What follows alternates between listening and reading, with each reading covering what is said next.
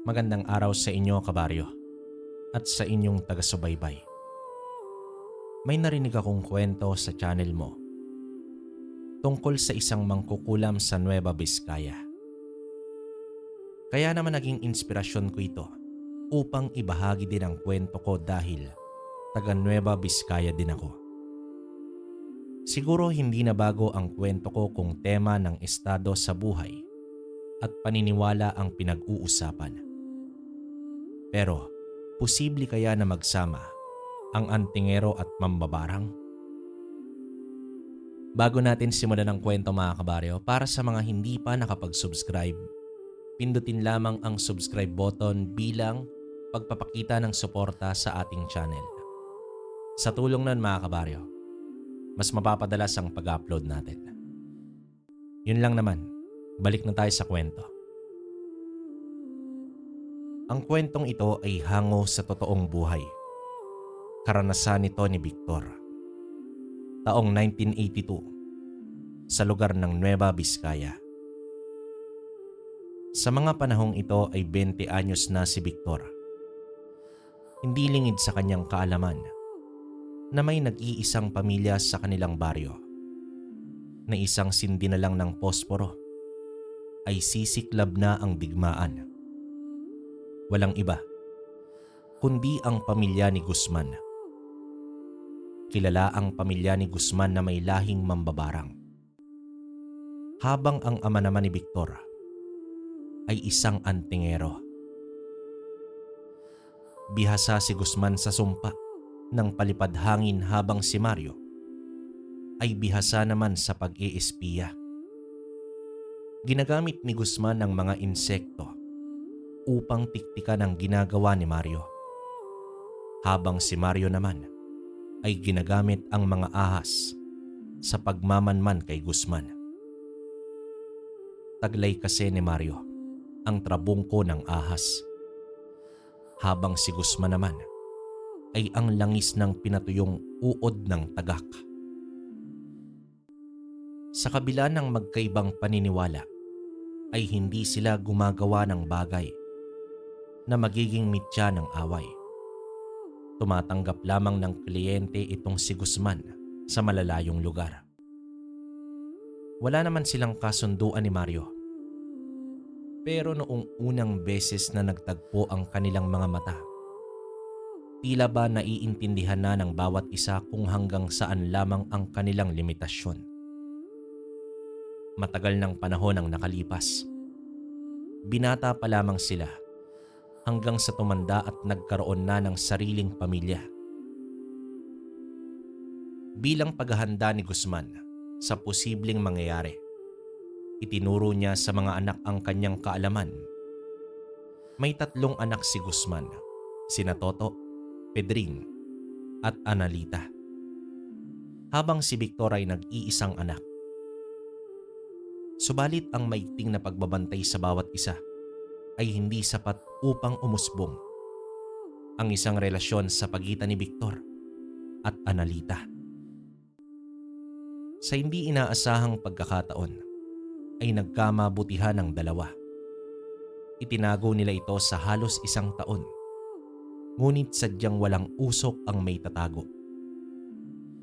Anong ibig sabihin nito, Victor? Bakit ka nakipagmabutihan sa mabaing mambabarang na yon? Wag mo nang itanggi. Kitang-kita ng kumpare kong ginagawa ninyo. Tugon dito ni Mario. Nagpapaniwala ka sa kumpare mo, tay. Sino ba yan? Oo, aminin ko may mga pagkakataon na nagkakausap kami ni Analita. Kahit nga mga kapatid niya, nakakausap ko din eh. Tugon dito ni Victor. At kailan pa kita pinahintulutan na makipag-usap sa mga kampo ng kadiliman? Pwede ba itay? Kung ano man ang idwaan ninyo ni Mang Guzman, huwag nyo kaming idamay. Pagkatapos masabi ni Victor yon, hindi nakaimik itong si Mario. Tumalikod at pumasok naman agad ng kwarto ang binata. Mabilis ding lumapit ang asawa ni Mario upang pakalmahin ang asawa. Samantala, dumating na ang panahon na kinatatakutan ni Victor. ang mabulgar ang relasyon nila ni Analita. Kahit alam nila, parehong tutol ang kanilang mga magulang, hindi pa rin nila napigil ang tawag ng damdamin. Isang hapon nun, muli silang nagkita ni Analita ng palihim. Pero may hinala na pala itong si Guzman, kaya pinasundan niya si Analita sa mga kapatid nito. Sa isang sirang kamalig ang tagpuan ng dalawa. Sa kanilang pag-uusap, balak nilang suwayin ang mundo sa pamamagitan ng pagtatanan. Subalit ang planong yon ay hindi natuloy. Hinarang sila ni Toto at Pedring. Itinago ni Victor ang kasintahan sa kanyang likuran habang nakikipag-usap sa magkapatid na mambabarang. Ngunit nagkainitan lang at nagkasagutan ang magkabilang panig. Sinubukan din ni Analita na pigilan ang mga kapatid niya at hayaan na lamang daw sila ni Victor. Ngunit mas nagalit lamang itong sina Toto. Nagsimula itong mag-usal habang inilalabas naman ni Pedring ang mga insektong nagmumula sa maliit na garapa. Subalit may mabilis na ahas ang sumagi sa kamay ng binata. Natapon ang garapa at nagsilabasan din ang iba pang makamandag na mga ahas. Dito napatras ang dalawang binata habang sumisigaw naman si Victor. Nawagsaktan sina Toto at Pedring. Takot na takot ang mga ito at kumaripas na ng takbo. Samantala, hindi naman kinaya ni Analita na hindi sundan ng mga kapatid niya. Tiyak, magsusumbong iyon at uusbong ang malaking gulo. Naiwan nun si Victor pero alam niya na ang malaking problema na dinulot niya. Nasa bakuran pa lang siya ng bahay ay sinalubong na siya ng kanyang ama. Nakita mo ng ginawa mo, Victor? Balak mo pa talagang itana ng mambabarang na yun. Gusto mo pang malahian tayo ng demonyo? Sambit dito ni Mario. Tama na, tay. Oo, nagkamali ako. Pero anong magagawa ko? Mahal ko si Analita. Nagmamahalan kami, tay. Tugon dito ni Victor. Tingnan mo ang nangyari sa pagsuway mo sa akin. Kumilos na sila. At alam natin na hindi lang ito natatapos doon. Mariing sambit dito ng kanyang ama. Naging aligagana itong si Mario. Ang 2 dekadang katahimikan sa magkabilang panig ay nag-umpisa ng sumiklab. Pinakilos niya na ang mga alagang ahas upang magmanman sa bahay ni Guzman. Subalit hindi ito makalapit dahil sa nagkaroon na ng depensa ang paligid ng bahay ng mambabarang. Tila mga gamo-gamo ang nakapalibot doon. Hindi naman makalapit ang mga alaga ni Mario, alinsunod sa utos niya, upang hindi malaman ng kalaban na nagmamanman siya. Samantala, galit na galit naman si Guzman sa ginawa ni Analita. Ayaw din itong malahian ang angkan ni Mario, ang kanyang pamilya. Hindi rin siya nagpakampante lalo na't may inkwentro nang naganap sa pagitan ng kanilang mga anak. Si Analita naman ay labis na nakikipag-usap sa kanyang ama na wag nang palakihin ng gulo. Nagbabala naman si Guzman sa kanyang anak na kung gagawa ng pagkilos si Mario, hindi niya ito uurungan. Kahit sinabi na ni Analita na hindi na siya makikipagkita kay Victor, ay wala na siyang magagawa. Nasindihan na ang mitiyang matagal nang nananahimik. Bagamat nalalagay na sa panganib ang sitwasyon, kumilos si Victor nang hindi nagpapaalam sa ama. Bago magtakip silim, pinuntahan niya mismo ang bahay ng mambabarang. Tinawag niya si Guzman. Umarap naman agad ang padre de pamilya ng mga mambabarang. Galit ito. Walang salita pero animoy kakain na ng tao. Sinubukan ni Victor na humingi ng tawad sa kanyang ginawa at nakiusap na wag na sanang maging mitya ng mas malaking gulo. Gawa nga sa ayaw din ni Guzman ang gulo, ay nakumbinsi ito ni Victor na wag nang gagawa pa ng bagay na magpapasiklab ng gulo. Umalis ng maayos si Victor, ngunit masakit ang nararamdaman. Kapalit ng kapayapaan ay ang pag-ibig niya kay Analita. Samantala, hindi naman pabor si Toto. Dapat daw ay parusahan si Victor dahil sa tangkang pagtana ng kanyang kapatid. Dahil sa ginawa ni Victor ay tumahimik ang magkabila ang panig. Ngunit makalipas ang 2 linggo, halos sumabog sa galit si Guzman dahil nadiskubring nagdadalang tao si Analita. Pati mga kapatid ng dalaga ay halos magwala na sa galit. Umiiyak naman si Analita habang nakikiusap na tanggapin na lang ang katotohanan. Pero para kay Guzman, isang malaking insulto sa kanya ang malahian ng isang antingero ang kanyang pamilya. Tanghaling tapat, habang masayang kumakain sina Mario, ay naramdaman niya ang masasamang puwersang paparating sa kanila. Agad siyang tumayo, hinawi ang kortina sa bintana at nakita niya ang 3 kalalakihang galit na galit ang pagmumuka. Sumigaw si Guzman at tinawag si Victor. Inilahad niya ang kalagayan ni Analita na hindi katanggap-tanggap. Kahit si Mario ay nabigla din at nagalit. Mas lalong ayaw niyang malahian ng mambabarang ang kanyang angkan. Dito na nagkasagutan ang antingero at mambabarang. Napatigil lang si Mario nang banggitin ni Guzman na ipapalaglag nito ang sanggol. Dito na nagsalita si Victor. Labis siyang nakiusap na wag idamay ang inosenteng sanggol. Pero hindi matanggap ni Guzman ang katotohanang dinadala ng kanyang anak, ang apo ng antingero. At walang napuntahang mabuti ang tagpong iyon. Nakita mo nang ginawa mo? Sa dami ng babae dyan, bakit dun ka pa sa mambabarang? Halos galit na sabi dito ni Mario. Itay, ipapalaglag daw niya ang bata. Itay, kauna-unahang apo niyo yun. Pakiusap naman, Itay. Gumawa tayo ng paraan. Hindi ka naman papayag, di ba? Walang kasalanan ng bata, Itay. Pagmamakaawa ni Victor. Tumahimik ka. Lecheng bata ka talaga, Victor. Bakit ito pa ang binigay mong problema? Halos sumigaw si Mario sa tindi ng galit. Tumalikod si Mario noon at nagkulong sa kwarto. Umarap siya sa altar na may imahe ni San Isidro Labrador.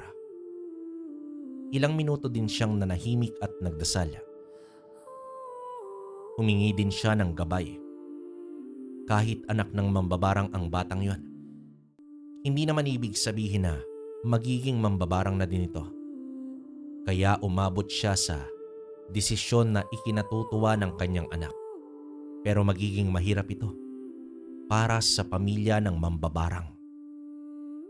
Kinabukasan, hindi pa man sumisikat ang araw nun, ay sumugod na ang mag-ama sa pamilya ni Analita.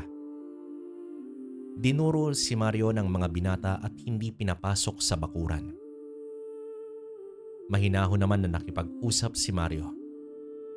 Nais nitong kuhain ang bata kapag naisilang na, kaysa naman sa ipalaglag. Subalit, umalakhak lamang si Guzman. Para sa kanya, kung mabubuhay ang bata, habang buhay na ring magkakaroon ng kaugnayan ng bawat panig at hindi iyon ang kanyang matatanggap. Sumabat naman dito si Analita at sang-ayon nito sa nais ni Mario.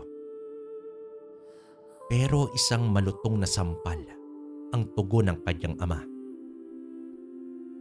Hinila naman agad ni Toto si Analita at ikinulong ito sa kanyang kwarto. Samantala, inabisuhan na ni Mario si Victor na umalis na sa lugar, subalit nagmatigas ang binata. Pero nang makita niya ang mag-amang mambabarang, ay nagkusa na rin siyang umatras, pero nagtago lang ito sa likod ng puno na may sapat na distansya. At dito nagkaharap na ang magkabilang panig. Nasa bakura na ang tatlong mambabarang, habang mag-isa lang si Mario. Sinubukan pa rin kausapin ni Mario si Guzman, subalit sarado na ang utak nito at desidido na itong ipalaglag ang sariling apo. Nang marinig ito ni Analita, ay gumuhit ang galit sa kanyang muka. Hindi niya papayagan ng sino mang gumalaw sa kanyang anak. Gawa nga sa pagmamatigas ni Guzman, ay nag-iinit na rin si Mario. Ang magkabilang panig ay kumilos na.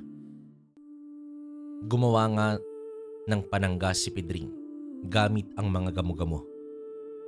Umikot yon sa buong bahay na nagsilbing proteksyon.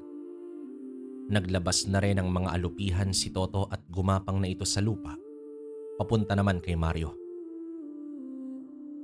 Habang si Guzman ay nakaantabay lang, bagamat kumilos na ang kalaban, ay nanatiling nakatayo lang si Mario.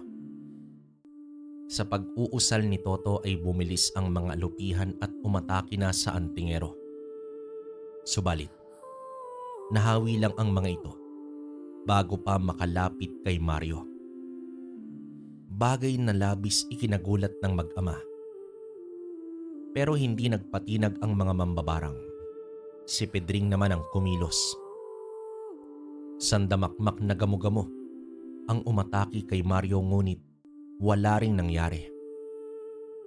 Dito na gumanti si Mario. Dalawang magkasabay na tigalpo ang binitawan niya. Tumilapon ang magkapatid palabas ng bakuran.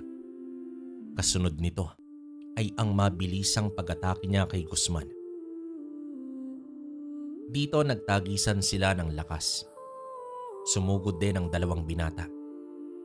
Naging pisikalan ang laban, subalit pinagahagis lang ni Mario hanggang sa nakahanap ng pagkakataon si Pedring. Nagawa nitong makalapit at maabutan itong si Mario gamit ang kanyang bubuyog. Dito napaluhod si Mario nang maramdamang namamanhid ang kanyang likuran. Samantala, nang makita ni Victor na pinagtutulungan na ang kanyang ama, ay dito na siya sumugod. Pinagahampas niya ang magkapatid, subalit naglabas ng bangaw si Guzman. Akmang ibabato niya na ito kay Victor. Humarang ang napakaraming kulisap at natangay pa si Guzman at tumilapon. Bumulaga si Analita. Siya pala ang nagpakawala ng napakaraming insekto. "Victor, tumakas ka na." "Paano ka, tay? Hindi kita pwedeng iwan." "Lecheng bata ka talaga. Paano ako may kipaglaban kung nandito ka? Tumakas na kayo." Hinila na rin ni Analita si Victor at sabay silang tumakas. Habang tumatakbo, ay inatake naman sila ni Pedring, ngunit nagawa ni Analita na labanan ng kapatid. Habang nasa malayo pa si Guzman, ay hindi na nag-atubili pa si Mario.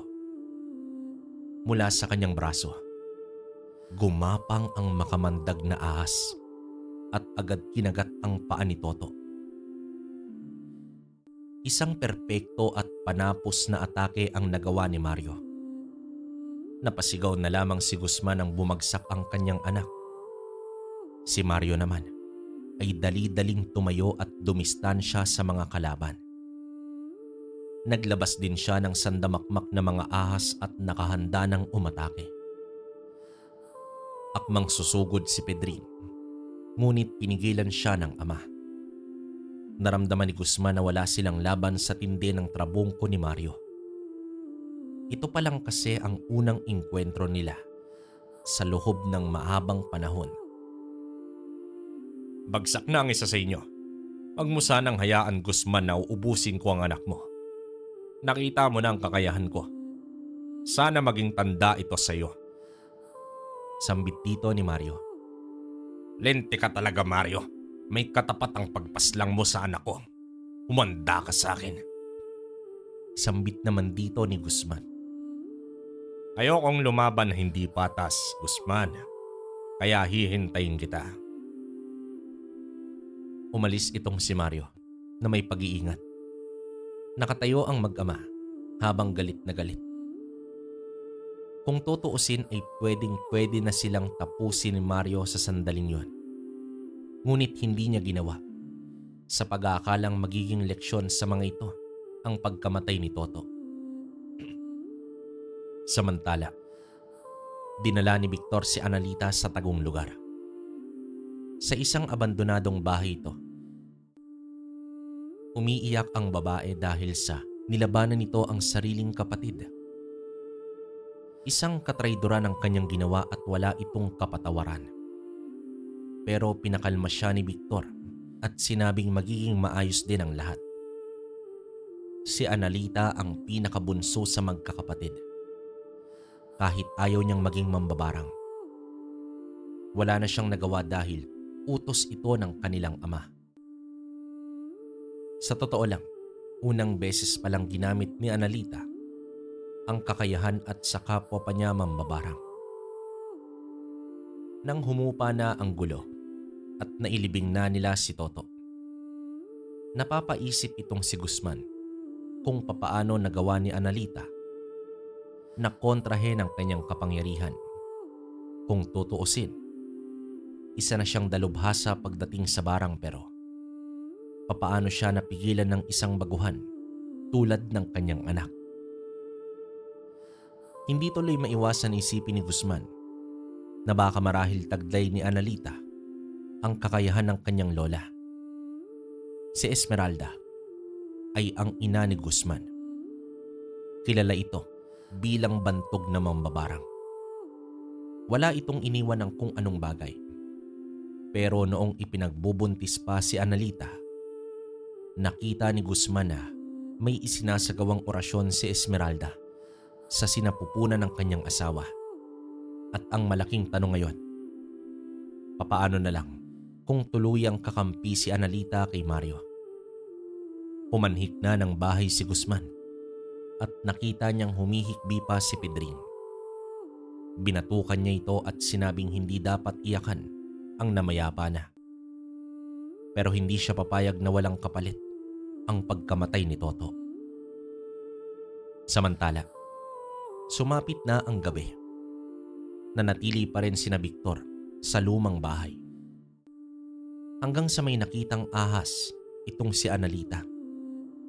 Napasigaw ito sa gulat pero pinakalma naman siya ni Victor. Ang ahas na yon ay mata at tenga ng kanyang ama. Huminahon naman si Analita at makalipas ang ilang minuto ay dumating na si Mario. Tahimik silang naglakad papunta sa bahay ng antingero habang si Analita ay hindi mapakali dahil may sumasabay sa kanila. Hindi man niya ito nakikita pero ramdam niya ang mga gumagapang sa damo at kahit sa mga puno. Nang makarating sa bahay, nakaramdam ng pagkahilo si Analita. Ibinaba naman agad ni Mario ang poder sa buong bahay nila.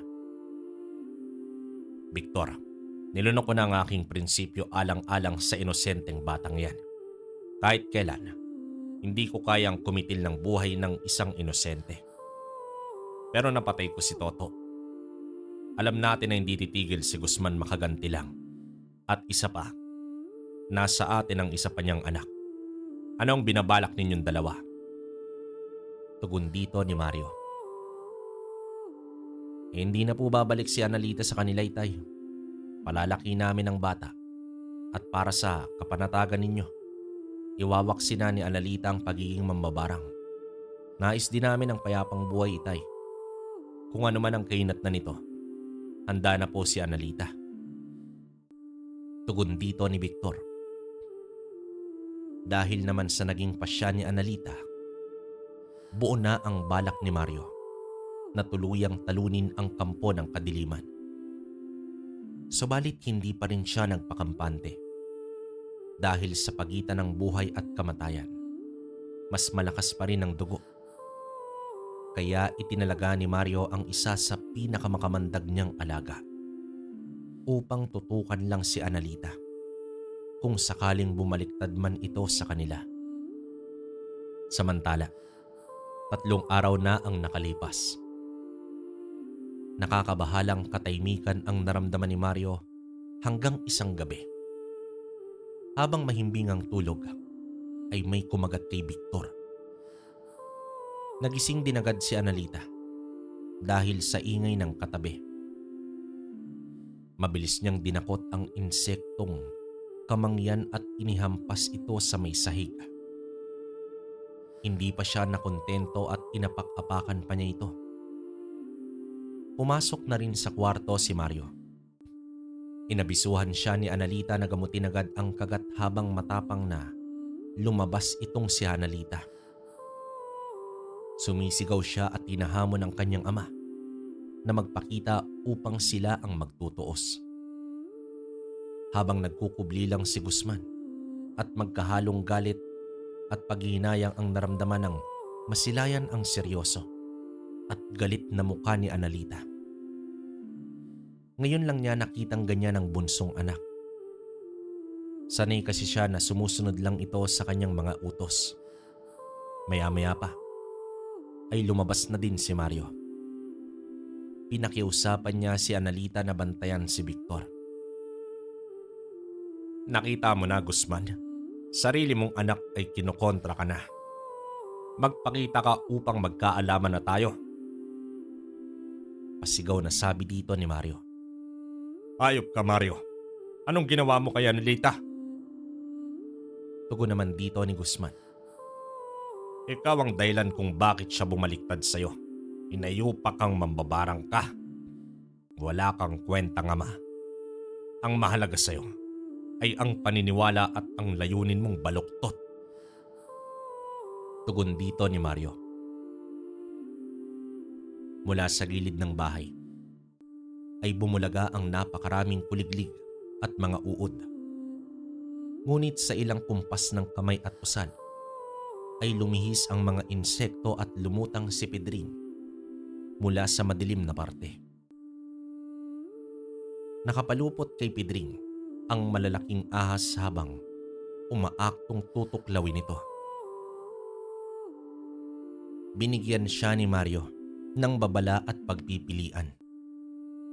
Ayon sa antingero, papakawalan niya si Pedring kung titigil, magpapakalayo-layo at wag nang manggagambala. Itinaas naman agad ni Guzman ang kanyang mga kamay tanda ng pagsuko. Dahan-dahang pinakawalan ng ahas si Pedring. Ngunit sa eksaktong pagkawala nito ay inatake ni Pedring ang ahas.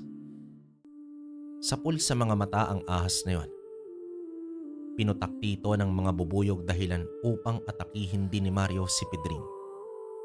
Subalit, mabilis ding kumilos si Guzman at sapul sa tagiliran si Mario. Tumarak ang itak na tila, dinala ng mga insekto. Nakaiwas naman si Pedring at mabilis na nagpakawala ng mga paru-parong nakakalason ang mga pakpak. Subalit mula sa loob ng bahay, umalingaw-ngaw ang boses ni Analita. Nilipad pabalik kay Pedring ang mga paru-paro. Sa kanya napunta ang mga lason. Gumulong agad sa lupa si Pedring upang matanggal ang pulbos na may lason. Subalit huli na ang lahat. Agad umepekto ang lason sa kanya. Humingi ito ng saklolo sa kanyang ama. Sumigaw sa galit si Guzman habang hinihila si Pedring. Aatake pa sana si Analita pero pinigilan siya ng kanyang awa sa ama. Nang mapansin iyon ni Mario, ay mabilis siyang tumayo at hinila si Analita at tumilapon papasok ng bahay. Parang naging bakod sa kanya ang pagkukumpulan ng napakaraming ahas. Gayunpaman, gumapang si Victor upang puntahan ang kasintahan at pinigilang makipaglaban. Samantala, wala nang nagawa si Guzman kundi panoorin ang anak na unti-unting pinapatay ng sariling lason. Nang dahil sa labis na kumpiyansa, hindi nagdala ng pangontra sa lason itong si Pedring. Hawak-hawak ni Guzman ang itak. Nanlilisik ang mga mata. Kung talagang magaling ka, Mario, labanan mo ko ng mano-mano. Halos mangyak-ngyak na sabi ni Guzman.